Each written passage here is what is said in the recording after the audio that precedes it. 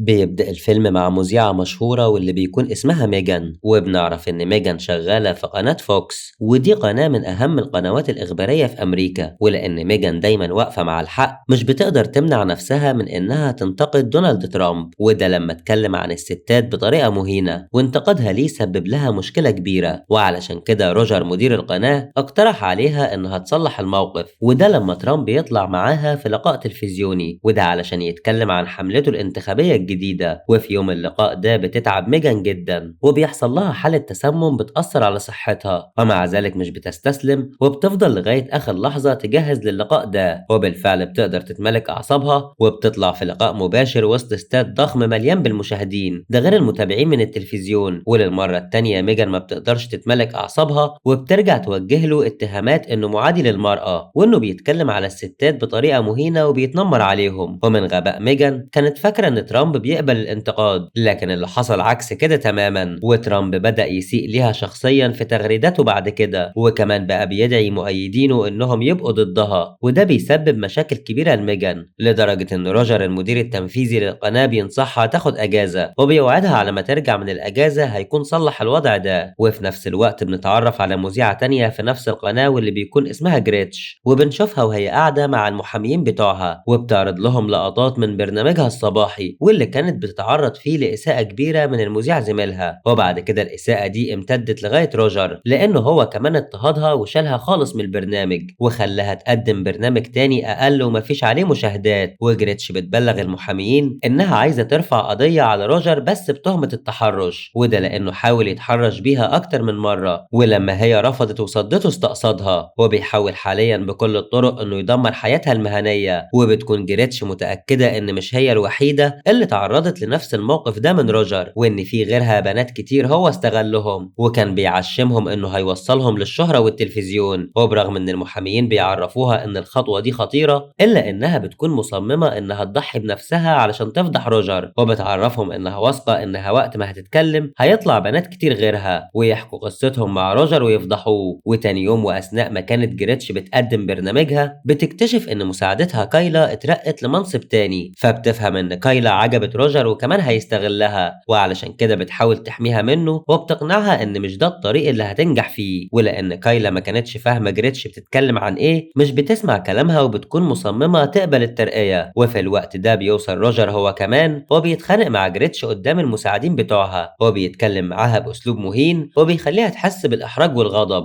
وفي الأثناء دي كانت ميجان لسه مسافرة في أجازتها، ومع ذلك مش بتسلم من التعليقات السخيفة اللي بتسمعها من أي حد بيأيد ترامب. وكمان الصحافة وصلت لمكانها ومن غير أي احترام لخصوصيتها كانوا بيصوروها وهي مع عائلتها. ساعتها بتقرر إنها مش هتسكت أكتر من كده، وبترجع فورا من الأجازة علشان تتكلم مع روجر اللي في البداية بيقول لها إن معاها حق طبعا إنها تتضايق، وبيوعدها إنه هيلاقي حل جذري للموضوع ده، أو على الأقل هيدعمها بالحماية دلوقتي. لكن بعد كده ميجان بتكتشف إن روجر كان بيسكتها بالكلام مش أكتر، لأنه بعدها بيعترف لها إنه مش هيقدر يقف في وش ترامب، وده لأن ترامب ليه جماهيرية كبيرة وأغلبهم جمهور القناة، ومعنى إنه يقف ضد ترامب يبقى بيخسر كل جمهوره، وده هيسبب له خسائر كبيرة. فبتفهم ميجان وقتها إنها لوحدها وإنها مفيش حد هيدافع عنها ولازم ترضى بالأمر الواقع لغاية ما الناس ينسوا الحكاية. وبالفعل ده اللي بتضطر ميجان إنها تعمله، ولكن وهي لسه محتفظة بمبدأها وبترفض تماما تقدم الدعم لترامب في برنامجها، وده حتى بعد ما روجر بنفسه بيطلب منها كده. وفي نفس الوقت ده كانت كايلا بتسعى إنها تحسن من فرصتها وتوصل للتلفزيون وتبقى مذيعة في أسرع وقت،